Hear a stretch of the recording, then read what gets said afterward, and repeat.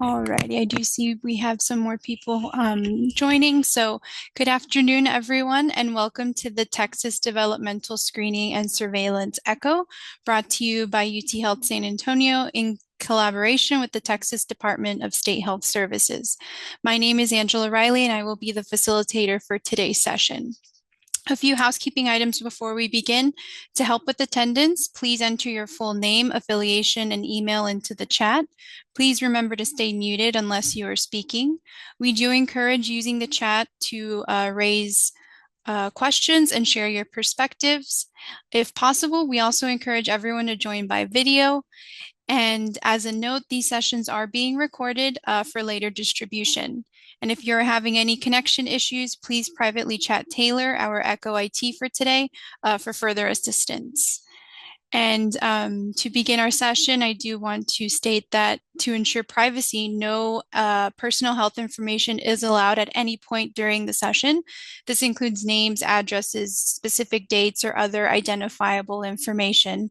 And let us always make an effort to avoid bias and stigmatizing terms so that we can continue having a space that is respectful and safe to learn. And so for those that are new to the sessions, we usually begin with introductions of our team, followed by a brief didactic related to developmental screening. Then we'll have a community member present a case with an emphasis on their questions, and then we move on to open discussion.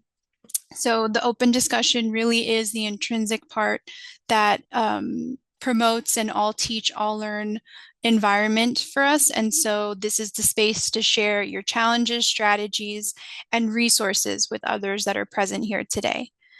And so then to end the session, we will have someone from our ECHO team share with you the post-session survey, and we kindly ask you to complete it as it gives us your feedback on how to refine these sessions to make them better for addressing your priorities and your needs. So with that, we'll move on to some introductions. We'll start with Dr. Dorothy Mendel. Hi, I'm Dorothy Mandel. I'm an associate professor at UT Health Houston School of Public Health, and I am trained in developmental psychology, so I'm so happy to be a part of this ECHO. Thanks, Dr. Mendel. Andrea Horton. Hello, I'm Andrea Horton. I'm the Executive Director of Champions for Children in Tyler, Texas.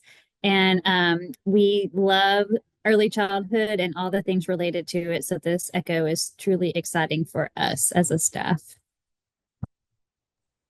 Thanks, Andrea. Faith. Good afternoon, everyone. My name is Faith Rivera. I'm the founder and principal consultant at Alo Civitas Consulting. I love doing all things early childhood, and family engaged developmental monitoring is a huge passion of mine, along with the work that I do across Texas with Learn the Signs Act Early. Thank you, Faith. And we'll be hearing from Faith here shortly, as she is our didactic presenter for today, as well as our case presenter, so very special for us. With that, we'll go ahead and move on to our didactic presentation. Faith, once you see your slides shared by Taylor, you may take it away. Thank you. Awesome. Thank you all so much for joining in today. This is a topic that is very near and dear to my heart and could honestly talk about for hours and hours, but we are going to try to keep it to 20 minutes. So welcome to Engaging Families Through Developmental Monitoring. Next slide, please. So here is my disclosure that this is my personal experience and information from some of the sources that I have brought together, but it's not necessarily a direct reflection of UT Health San Antonio. Next slide. And then here is our unconscious bias disclosure. Feel free to read through this. And we want to, like Angela said, stay away from bias-filled language. Next slide, please. So I want to start us off today with this quote, which I think hopefully resonates with each and every one of you, that in early childhood, you may lay the foundation of poverty or riches, industry or idleness, good or evil, by the habits to which you train your children. Teach them right habits then, and their future life is safe. To me, this quote just really wraps up everything that we try to do within early childhood systems building, early childhood work, is that we're really trying to set that strong foundation for life for these children and for their families. Next slide. So starting off, I think we have to ground ourselves in the fact that relationships are key to everything when it comes to early childhood development. Children do not isolate in bubbles, or grow in isolated bubbles, I should say. They need those around them, the adults around them, to really be able to grow and develop. Children need adults for literally everything, especially in the earliest years. Infants can't feed themselves, they can't change themselves. They need adults to meet every single one of their needs. And the social emotional piece of that is true as well, that children thrive on connection, and they need a caregiver who is stable and responsive in order to grow and to learn. You probably have heard this through the language of serve and return, that children need to be able to give and receive through adult interactions. And relationships are completely necessary for children to grow, prosper, and develop. That is how children learn. They learn through those around them. They're like sponges to their environment, good and bad. Everything that happens to them, especially when it comes to relationships with the adults in their lives, really helps shape the way that they see themselves in the world. And I think the slides will be uploaded into iEcho later on. So feel free to look at that video that is linked within the slides. It kind of talks about how relationships are the building blocks for brain development. And a loving relationship with an adult in a child's life can act as a buffer for toxic stress. And so even though we don't want to assume bad things are going to happen to children around us, we know that life can happen, stress can happen. There might be families who are dealing with certain hardships, and stability, responsive caregiving, and nurturing from an adult in the life of a child really does help mitigate those things. Next slide, please. So why is all that we're doing important? Why is it important for us to focus on early childhood development, screening, and engaging families in that process? We know that the data tells us that about 1 in 4 children are at risk for a developmental delay. And unfortunately, the vast majority of these children are not receiving the supports, interventions, and identification that they need before entering kindergarten. We know that brain development tells us that children's brains are growing at a more rapid pace during the first 3 years than any other time in their life, which is why it's so important that this early identification is able to happen, so that way families are able to receive the supports and services that they need. We also know that children are extremely resilient, and especially during that early childhood space, that children who receive the proper support and resources can catch up developmentally. We know that the wait and see approach doesn't work. We also know that early childhood programs have one of the highest returns on investment through cost savings, and also in terms of how children are able to cope developmentally. Next slide. We also know that early identification is not uniform for lots of different reasons. There are certain families in our state and our communities that have access to resources that others do not. Universal screening and monitoring is really the best way to ensure that all families receive the information, access to services that they need. With the universal screening and monitoring, it also helps empower families, which is really going to be a huge key talking point today, is that families need to be at the table. They need to feel like they have a voice, and they need to be empowered with information to be able to make the best decisions for them and their family. Families come to us from a lot of different perspectives, different cultural backgrounds, different strengths, and all families do have strengths, and it's up to us as the providers to be able to walk alongside them to help identify those strengths and be able to identify any potential gaps that services or information could address.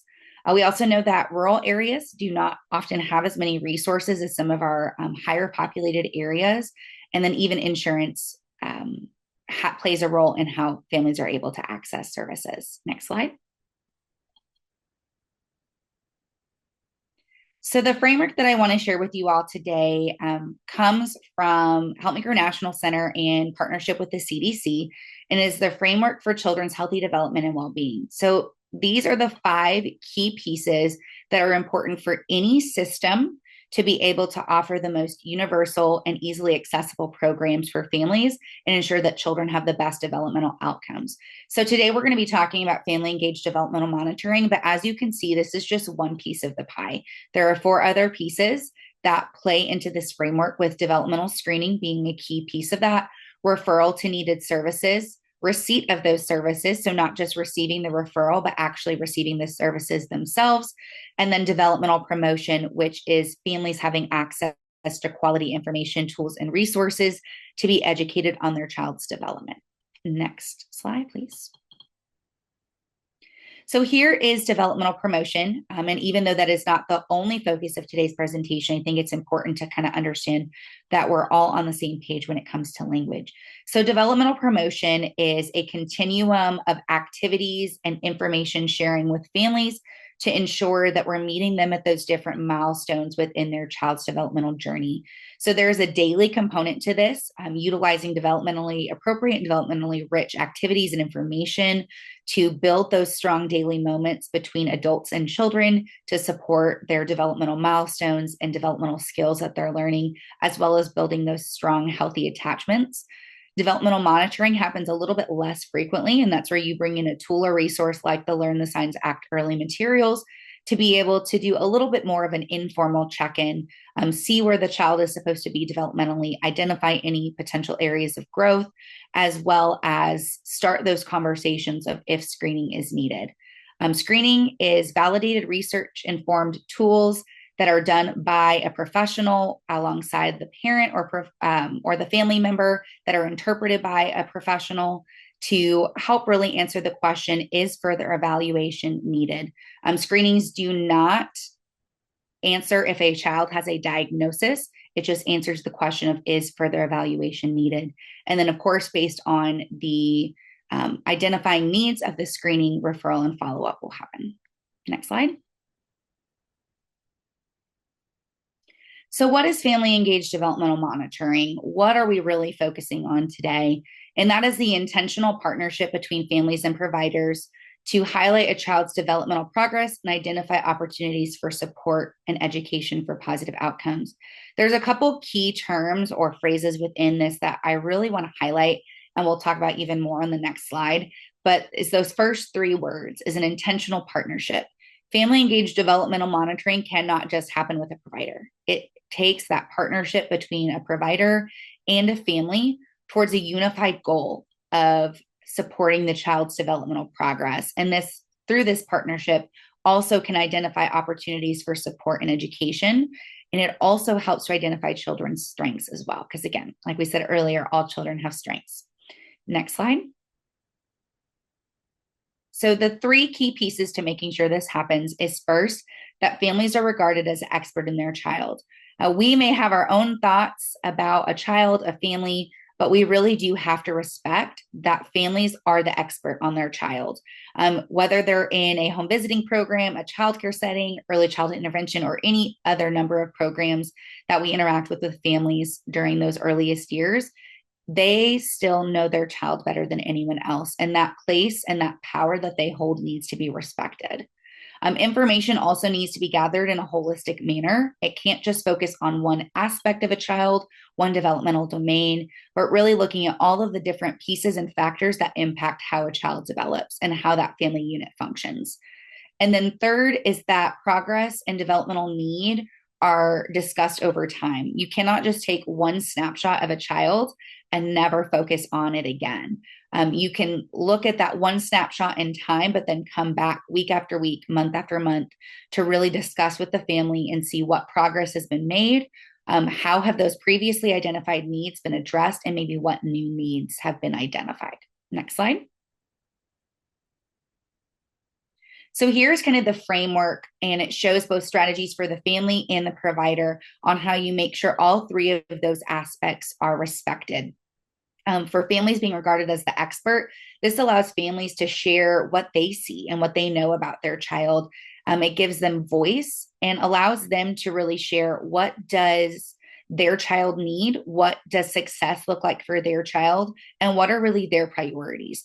We as providers often have our thoughts and our priorities that we come to at the table with, but really need to respect and honor where the families are coming from and what their priorities are. For providers, this looks like really being intentional with the questions that we ask and hearing the family and verbalizing to them what their goals are, asking the family's opinion of their child's developmental journey, where they're at, and identifying those priorities and really honoring them.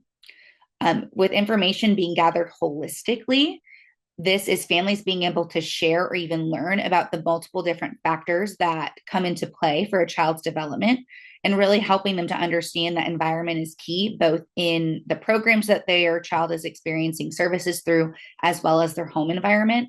And then also gathering multiple perspectives from the different folks who have a hand in that child's developmental progress and journey. And then on the provider side, it's really just doing that same thing, but from their perspective, hearing the different voices and learning all of the different strengths and risk factors that that family may have at play. And then discussing development over time. So offering opportunities for reflection, asking questions, giving families the tools to be able to track their child's development, seeing how factors of development, how concerns may change over time. And then every time that the development is revisited, seeing how that progress has been monitored. Next slide.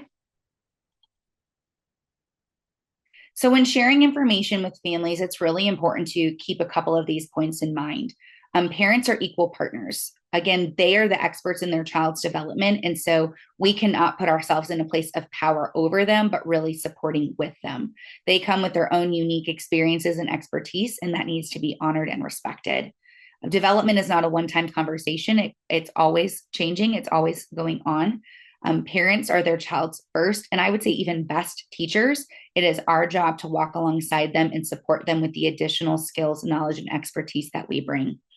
Continuing to support outside of the program or the classroom, development doesn't just stop when parents and children leave our services, but it goes on outside of that. So what tools or what supports can we give them to continue those conversations and developmental progress outside of services? And then really trying to utilize tools that help remove our observation bias. We all come to the table with our different biases and different experiences. And so when we can utilize culturally sensitive tools, it can remove some of the observation bias. So it's not just Faith's opinion on what is developmentally appropriate for this child, but it's really what experts show us is developmentally appropriate for children. Next slide. So what does family engaged developmental monitoring actually look like? It's reaffirming strengths that all families we know have and finding what their unique strengths are and really affirming it for them. Finding activities that families can do to support developmental outcomes. The CDC materials are wonderful because there's the tips and activities section that really don't have a lot of cost associated with them at all, if any. And so maybe finding one or two developmental activities or focus areas each day or each week with families to really help them feel empowered to support their children.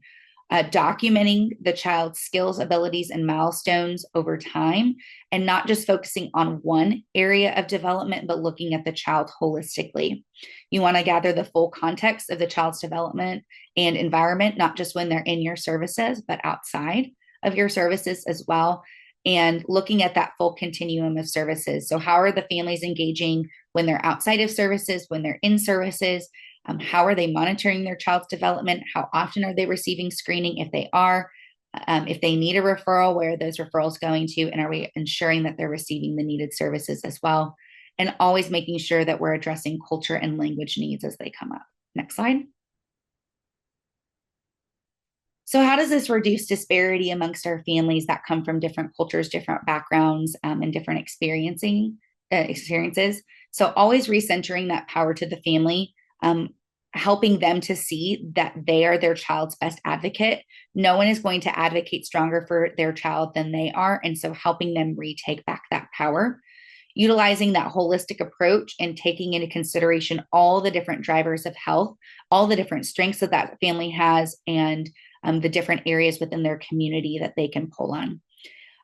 Understanding that families coming to us from different backgrounds, especially low-income backgrounds or even families of color, may have less trust of certain systems or may have less access to resources. So how can we walk alongside them and really be problem solvers and looking at different ways in which we can address the situation with families? Maybe there's not a medical clinic nearby their family home, but maybe we can find other ways for them to access information or resources. Some families have a lack of trust in systems or programs. So how do we show them that we are an advocate for them and their child and help them to decide what's best for them? And then really focusing on those universal goals that we want all children and all families to be developmentally on track and enter kindergarten ready to learn and thrive. Next slide.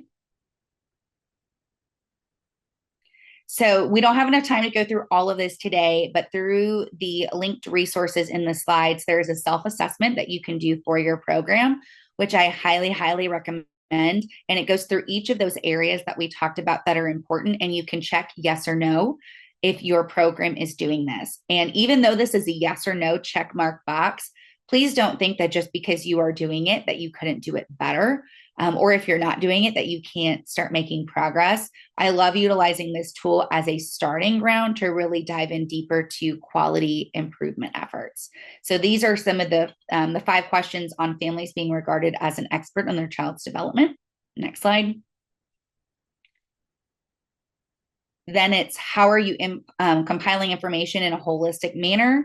And so you can see there are 7 different questions here. And again, take the yes or no at kind of surface level and allow it to start opening conversations of how you can continue to integrate these pieces within your classroom, your program, or within your community. Next slide.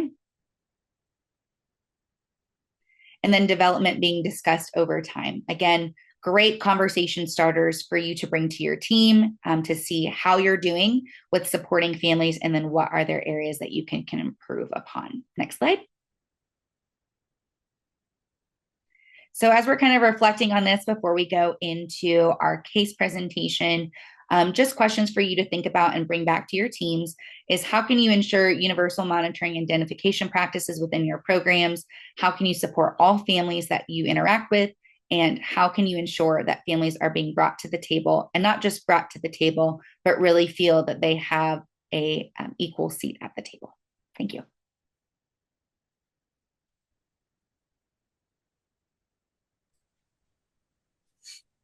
And there's my contact information.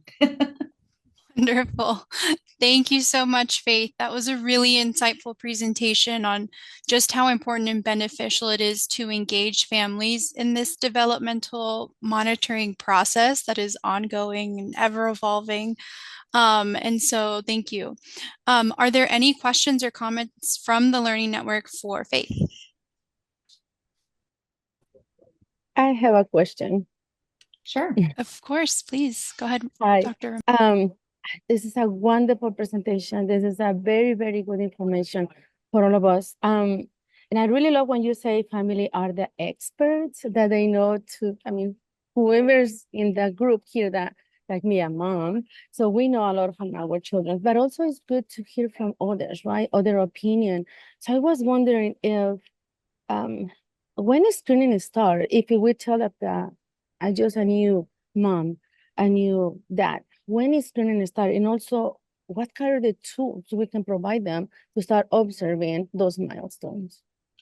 Those are great questions, Raquel. And I think the first thing that I always like to do is ask a lot of questions. So asking families maybe their understanding of where their child should be developmentally, seeing what strengths that they're identifying in their children, asking them if there's any concerns. Sometimes I feel like parents intuitively kind of know, sometimes they don't. But in a lot of the work that I've done, as you start diving into developmental milestones and expectations for children, and parents really see what is expected, sometimes it will spark questions or conversations. I'm always going to push back to the tools of the CDC Learn the Signs Act Early, just because they have been put together by so many different providers of different backgrounds. There's been family input. And so from day one, I think giving families those tools in their home language, if the materials are available in their native language, is great for them to feel like they have the information of what their child needs, and just trying to support them the best that you can. You know, families come to us from different backgrounds, different levels of knowledge about child development, and really just encouraging them goes a long way. Yeah, thank you very much. You're welcome. Any other questions for Faith?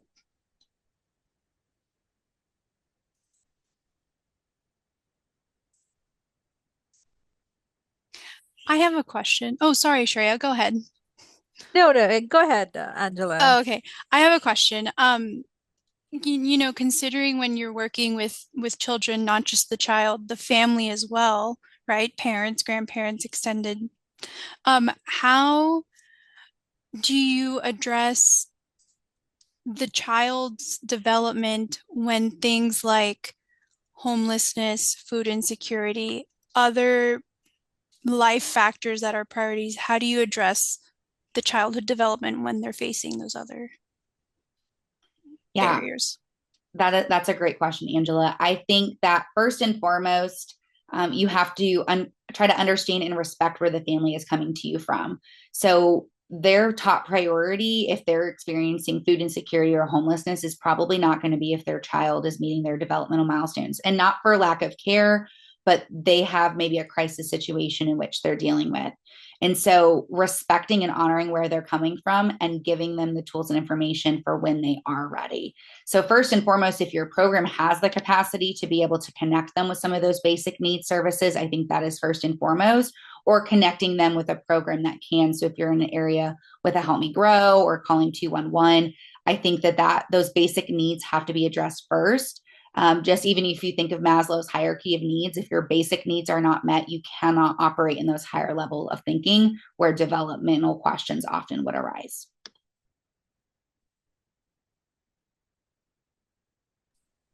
Thank you.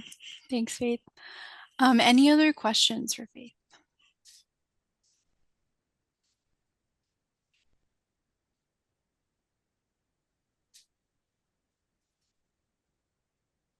Okay. Well, thank you, Dr. Romero, for the question you posed, and thank you, Faith, again for presenting. We're always very grateful to our presenters.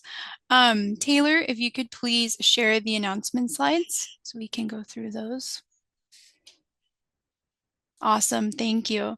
So we are offering free Tech Peds certificates for this session. If you would like to request one, please scan this QR code.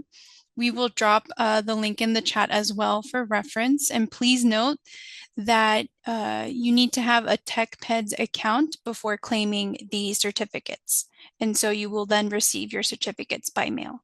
Next slide, please. Awesome. Would you like to present a case at one of our next sessions? Cases do not have to be complex. They can describe a challenge you are presently facing with a child in your care. And the challenges can be around screening, intervention, referrals, resources, or lack thereof. And you do not have to prepare a formal presentation for these cases. We have created a simple case form that you'll see here later, just to make this an easy, seamless process. So if you do have a case or know of a colleague that might have a case, we do encourage you to reach out and submit, and you can submit one using the link in the chat that Taylor will share. Next slide, please. Awesome. And so please join us at our next session on Friday, February 13th. Becky Swindle will present on developmental screening. So thank you all. Awesome. And so before we move on to our case presentation for today, I would like to remind everyone again that no protected health information will be allowed either in the chat or during our discussion. And so let us continue making this a space that's inclusive and open to respectful dialogue. And so with that, Faith, once Taylor shares the case on the screen, please walk us through it. Guys just get to hear a lot of me today. So this case was brought to me probably about a year ago when I was brought in to do some outside training and consultation with a child care center. So the child, it was about 4.5 at the time that this was brought to my attention, and I did not have direct contact with the child. All of this information was fed to me through the child care teacher and the director. So this child kind of comes from a unique situation in which both parents are working outside the household in very professional careers. They're not home very much. And so a lot of the caregiving responsibility is split between a grandparent and a childcare facility. They go to childcare 2 days a week, and then 3 days a week are with their grandparent. The child is showing potential signs of autism, very little expressive communication, a lot of sensory sensitivities, has no desire in playing with other children in his classroom, and just a lot of behavioral outbursts. The parents were approached several times by both the teacher and the director about concerns around development, that the child was not meeting many of their milestones. They did kind of checklists as a part of their regular conversations with families, and the child was not meeting most of their milestones, especially in the social emotional development and communication. And the teacher and director really wanted to get the child at least on the wait list to be evaluated for autism, since we know that that often has a pretty significant wait time. And the parents seemed like there was little to no interest for both of those things. They expressed that the child seemed fine at home, that there weren't very many concerns that they had. The childcare program was really struggling to keep up with his behavior. A lot of outbursts, lack of communication of needs, extreme sensitivity to sounds, lights, and even smells within the classroom. Oftentimes there was struggle with changes in what they were doing with those transition times. And the grandparents watch him for a few days a week, and those concerns don't really seem to be brought forth. Whether that's true or just what the grandparents are sharing back with the parents, it seemed like almost night and day is what the teachers were sharing, of like, this child seems to be perfect at home, but then is really struggling within the classroom. So some of my initial thoughts, and even in conversation with the staff, the lack of consistency between environments could be a really big struggle for children. The child, especially if this child does have autism or autism leaning tendencies, that consistency and structure is really important. And even honestly, just for children that young anyways, having certain expectations at home, 3 to 5 days a week, and then the other 2 days a week being very structured and rigid, can be a little bit difficult.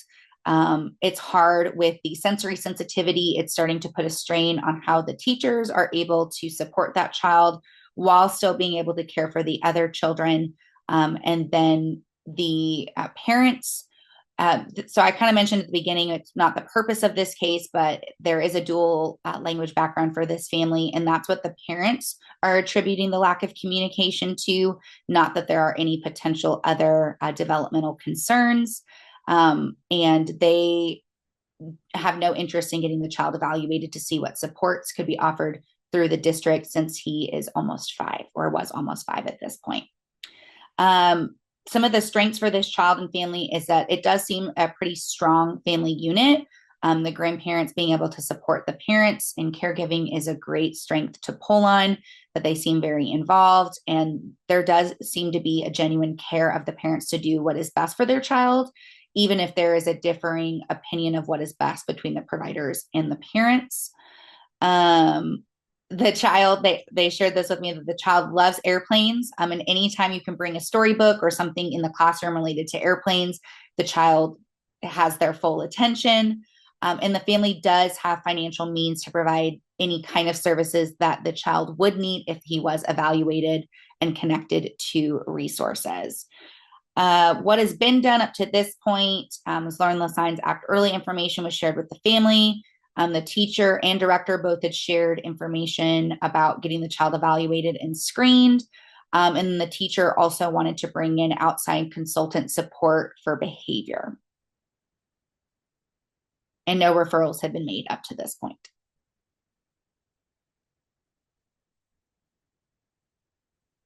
And so I guess our questions to address during the session today is, how do you balance those kind of competing priorities of what the family wants with what the child may need? And how do we bring up these conversations in a relevant and sensitive manner for this family? Wonderful. Thank you, Faith. At this time, I'd like to open the floor to discussion. Are there any questions from our team or from the audience for Faith regarding the case?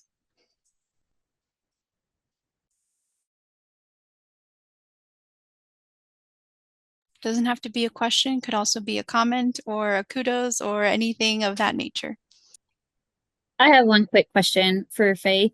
Was there a discussion that you know of between the child care and the consideration of the parents who obviously, they had the financial means to take care of the child's needs and what's in his best interest? Did they talk at all about maybe putting him in a 5-day program at school? I mean, he was 4.5, correct? And so, as he's getting ready for kindergarten, maybe increasing that formal care and decreasing the informal care with a caregiver. Yeah, that conversation did come up, and I don't know what the result of the conversation was. To your point, Andrea, it's not a lack of financial need that would impact that decision. I think that what I gathered is that the parents wanted to keep him within the family as much as possible before transitioning to full day kindergarten in the near future. And it seemed like they assumed he would get any kind of testing supports or services once he transitioned to the school district, since that was just a couple months away. Mm-hmm. Raquel, I saw you had unmuted earlier. Yeah, I'm just have a question for you, Faye, because it's like it's been this child um, living in two different environments, which is kind of both on the extreme of the spectrum, perhaps, like one very structured, another one not as much structure, and there is some also hesitation in terms of understanding the condition, right, that the child may be in. I wonder if you have been able, or if you know that the parents can be informed about different behavioral um, situations with child, like autism, perhaps, and more awareness from them about that possibility, just as a educational tool. I wonder if that can be something that can be discussed in the past, or maybe not. Yeah, I think you bring up a good point, Raquel. What I gathered is that the conversation had started around screening and potentially even autism evaluation, but the parents didn't really seem interested. They kind of seemed like they were just going to leave it up to the school district once the child was entering kindergarten. But that was one of my recommendations to the center staff as well, was to just give the information to the parents. What they choose to do with the information is up to them, but at least allowing them to be educated on development, on different behavioral needs, and then letting them kind of take the reins where they see appropriate. Yeah, and because when we face a diagnosis, it's always difficult. More so it will be for a family member. So yeah, I guess education and awareness is one way that we can always help, right? And help us to have a good conversation. Yeah. Exactly. Yeah, I think that awareness and education is a big component for sure. Thank you, Raquel. Dr. Mandela, I noticed you. Oh, there you go. Thank you. Yeah. Go ahead. I wanted to also bring in Teresa's comments in the chat, which are really fantastic, about having transition activities and helping the family with understanding the importance of routine. And that goes to my question to you, Faith, about, this is a case study. We don't know what was said. So let's back up from that and talk about what is a good family-centered way to approach this conversation? Because I guarantee you everybody on this call, I'm seeing who's on this call, I know several of them have had this situation. And what is a good family-centered way to begin this conversation? And we all know coming and starting with, I think your kid has signs of autism, is not a family-centered way to do that. So yeah, I think starting with more questions than answers is always what I recommend, of asking them what they are observing at home, so asking the parents. And then my recommendation would also be if we could get the grandma involved in the conversation as well, just asking what things are like at home, what kind of behaviors he's exhibiting, how is he in terms of transitions. So kind of the issues that are arising in the child care center, just asking very open-ended questions about how those things arise at home. and asking some of those developmental checklist questions in a very open manner. I think the more that we can allow families to put in their expertise and insight, I think they feel hopefully a little bit less like they have to justify their child. But just starting with that groundwork of asking questions, that curiosity, and trying to build trust. This is also not a one-time conversation. I think the first time that you bring a parent or a family member to the table, it really has to be about building trust and trying to understand their level of insight and knowledge into their child's development and what is developmentally expected, right? I can't come to the table the very first time and be like, okay, this is what little Johnny's supposed to do, and he's not doing any of it. That is going to probably create a lot of barriers of communication between me and the parent. So not that that is a very timely answer. It does take a little bit of time to build that trust. But I think first is just starting with asking a lot of questions, understanding their priorities. What do they want to see for their child? What do they hope for their child? What do they see as their child's strengths? And then be able to build in some of those open-ended questions around development to hopefully get them thinking about where their child should be. Yeah, I think that also goes back to Teresa's comment about focusing on, hey, do you have a routine at home? And Teresa, do you want to add to what you've been saying? Because I love your comments. Please. So fortunately, I also come with a background with home visiting. So we do go to the families' homes and we provide information and parenting information. We use the PAC curriculum. So I guess it's a little bit easier to bring in that conversation, and we have handouts that can help support understanding what transition looks like in a home. Like, what does your day look like? How do y'all go about your day? Well, teaching your child to be able to handle routines at home also helps him understand how to do routines in school, which is he's having some difficulty with, and we can help support that in that way. Also, it's really important. Not a lot of daycares have transition routines that they do in the classroom.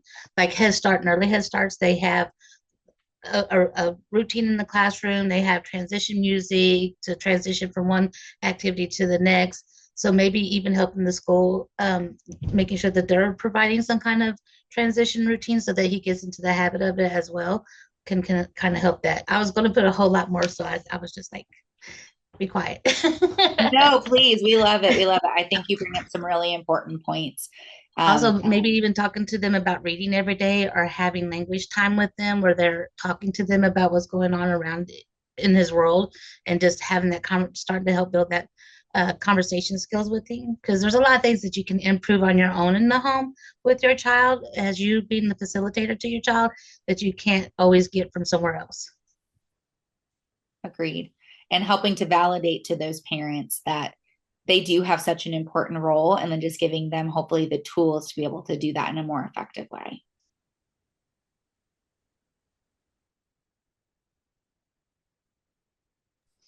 Thank you for that, everyone. And yes, Teresa, just to echo what our team said, we don't want anyone to be quiet. We want everyone to participate and tell us what strategies you use and implement, and what you've heard works, what doesn't work. Like, please, maybe don't unmute at once, but we do welcome everyone sharing their thoughts and experiences. Yeah. Any questions or comments for Faith, or about the case, or any resources that might be helpful? Shreya, I see your hand is raised. Yes. Hi. Thank you so much, Faith, for this wonderful case. So I had a question. I was curious about his love for airplanes, that statement, right? So how do we leverage that with this child when we are working with the child, or when we building structured activities in the classroom setting or at home? How do you use this in a positive manner and kind of increase his engagement with structure? Yeah, I think that it's really important to, when you identify, especially with a child who has some behavioral issues, being able to utilize their interests to your advantage. So some of the things that I had recommended to the center, and I think that the center had also recommended to the families, I didn't mention this earlier, but they did end up building kind of a sensory safe corner in the classroom for this child. And there were several others in the classroom that were experiencing some sensory sensitivities. And some of the items that were put within the sensory safe corner were like toys and books that had airplanes in it. So when he went into the corner, he was able to kind of self-regulate, and had a teacher that would go and just sit outside of his little fort. The teacher was not allowed in, but that way he knew he had a safe place that he could go to regulate and to calm down. And there was an adult there to help him if he needed it. Within the home environment, I didn't get as much insight into that, but really what the director had shared that she gave information back to the family was just finding ways to utilize airplanes, since that's his big interest, to keep him engaged throughout the day. So maybe it's, having the toy sitting with you at the table, your favorite airplane toy or stuffy at the table with you, so that he'll sit there and actually eat through mealtime. Or if we're transitioning between a fun activity and maybe a not so fun activity, almost incentivizing with more fun time later. And so just trying to build his airplanes into those different pieces of his day that he may see as less enjoyable, to hopefully mitigate some of the outbursts and help with transitions.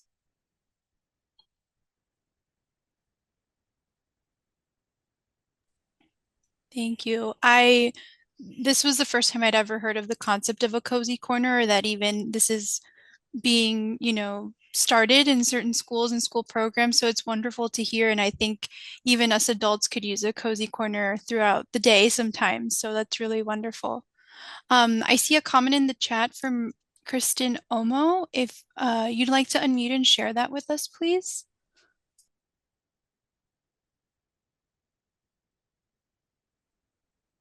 Good afternoon. So it's funny because Andrea and I were talking about a particular case I have right now where mom is definitely in denial. Dad's coming along. The child probably is on the spectrum. And the teacher's developmental checklist was completely different, kind of like your case, Faith. And so we talked a lot about the difference between home environments, like you talked about, one was structured, one was unstructured, versus the environment at the child care center. And going over the checklist together, because I find sometimes that parents may overestimate or underestimate, but when you explain, or teachers too, now don't get me wrong, teachers too, but when you do the checklist together with the teacher and the parents and explain, we're trained and we do them often, so we understand them better. And so I think working together can often, and explain what this particular thing was looking for, can help the parents better understand what you're looking at. And but the hard part is, and in my case, the mom is a doctor and very busy, and she left the meeting an hour early. And so we're still building the rapport and trying to work through some of the denial. But yeah, it's Dad's, after we did it together with Dad began to understand that there probably was some issues there. Yeah, I think you bring up a couple really strong points, Kristen, in that we see different sides of a child based on the environment or what opportunities present themselves. I think that's part of why those asking further questions or diving a little bit deeper to really gauge a parent's understanding or a caregiver's understanding of what is expected is great, because they may have checked something or not checked something that you did as the provider. And when you ask questions, you can understand a little bit more of where they're coming from. And again, that point of looking at development holistically, right? That a child may show up differently based on who's around or what environment they're in. So Faith, one other question, just there's going to be times when we realize that there is a real concern in a child's life and his parents or her parents are simply not going to be open to that idea. How, as professionals, do we deal with that? How do we respond whenever we strongly feel that a child's needs are, they're being met in a physical realm, they're in a safe place, but we can see the long-term implications of delaying the intervention, and yet we want the parent to be the expert. We believe the parent is the expert. And so how do we have that kind of cultural humility within ourselves? And how do we kind of just work with that child to help do what we can within the limitations of what we're able to? I think that's a really tricky balance is, we know all that we know, and we have the resources and tools that show maybe that a child isn't meeting the milestones that they need to. And at the end of the day, we have to respect whatever the parents decide, because it is their child. And so being able to try to empower them with information, and let them know that at the end of the day, it is their choice, and we'll respect their choice that they feel is best for their child. And also being able to share some of the urgency, letting families know about what's going on developmentally with the brain, and how it is really important to ensure that we're doing what we can during early childhood. And still, at the end of the day, if we give them all that information, we empower them, and they still choose to not act, we also still have to respect and support them, because it is their child and they're going to do what they feel is best, even if it's in direct opposition of what we feel is best.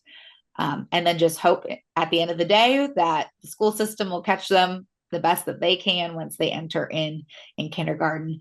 To me, that's one of the daggers in the heart moment of working in early childhood, is when you have cases like that where parents have been given all the information, they still choose not to take advantage of it, and then the child shows up to kindergarten just really struggling. But then I also have to step back and say, I did my due diligence. And at the end of the day, it still is up to the parent if they want to take advantage of what's available to them. I do want to also bring something up, because Sandra Sanchez is also kind of, I think, skirting around this point of there's two different issues going on here, though, too, and that the child care center also needs to remain functional. Yes. And the child care center still needs to maintain a safe space for all of the children who are in that child care center. And so the child care center, in those situations, Faith, how do you, Andrea, I'm bringing you in on this one too, because I know this is what you do, what you guys do. Where's that balance between, okay, the family doesn't want additional services, but you as a child care center, you still have to maintain safety. So what do you do? I know I was working with a center recently. Kristen, I haven't had a chance to talk to you about it. Sorry, we work together, but we don't see each other very often because we're always busy. But the director was really concerned about a child who actually was just looking at entering into their center. And she said, based on the behaviors that she had seen, she was really, really worried about letting this child in. And what I expressed to her, similar to what Dr. Mandela is saying, is, you have to know the level of services that you're able to provide and the level of inclusion. We want to be inclusive, but we also have to know our limitations. And I said, one of the things that we can do is get a developmental screening, do a developmental screening, talk about where there may be some delays, and then really be honest with that parent, even if they disagree that there's a delay, that you're not sure if you're going to be able to provide the level of service that that child needs. And that child is safer not being in your care if you're not able to provide that level of service? Or what can we do to help provide that level of service even more? But at the same time, she was real worried about it. And I said, you need to just have that conversation, but it needs to be in evidence-based materials. It's not just in the hallway, I saw your son do this, and I don't think it's gonna work at our center.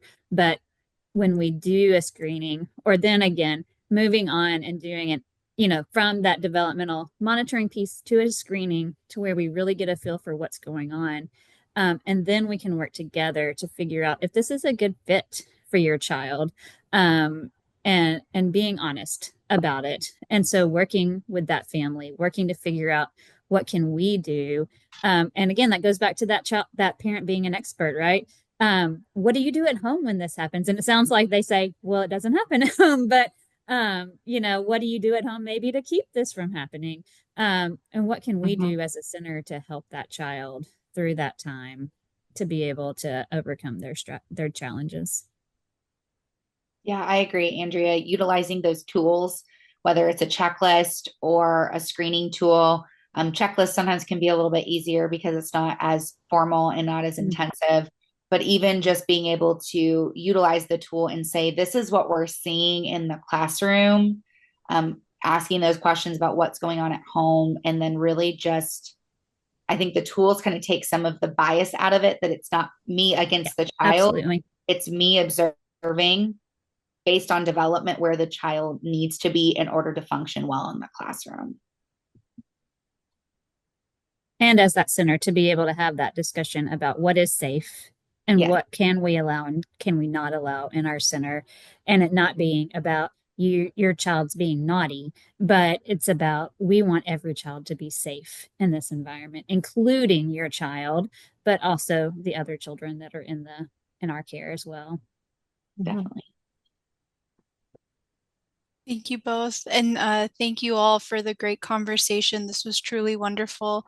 In the interest of time, I do want to give Dr. Mendel the floor just to give us a brief summary of the session. So Dr. Mendel. Yeah, and I will make it brief. Just to go over, and importantly, of the 3 pillars of family-centered care and family-centered developmental screening, that families are the expert in their children, and that has to lead all conversations. That the information that you gathered about what might be going on with a kid needs to be holistic. And developmental progress is not something, a one-time discussion. It's an ongoing discussion where you both give the child a chance to catch up and a chance for the family to come around, if that is necessary. But you don't build trust in one conversation. The other thing that was brought up that I love is also these conversations should come with tools, not just empty conversations around development, but also tools to help families at home that may not be that aren't judgmental about parenting, but are things that we all can do better with our kids. Taking time to work and build trust with a family is so incredibly important and central to everything, because you can't do any of this without trust with the family. Focusing on building strengths with the child and the family. A great way to always approach a family is starting with their strengths as opposed to starting with their deficits. But using those strengths as a way to help build out different ways to deal with problematic behavior, or different ways to help the family understand their child's developmental progress, because it's not just development doesn't just fall apart. It's usually one part of development. So there's usually other parts that you can talk about that are strengths. The other thing is making sure that inclusion support, you're doing inclusion that helps. And a lot of time inclusion, this comes up a lot in our families that we talk to, inclusion supports for the child with special needs actually are great inclusion supports for every kid in that classroom.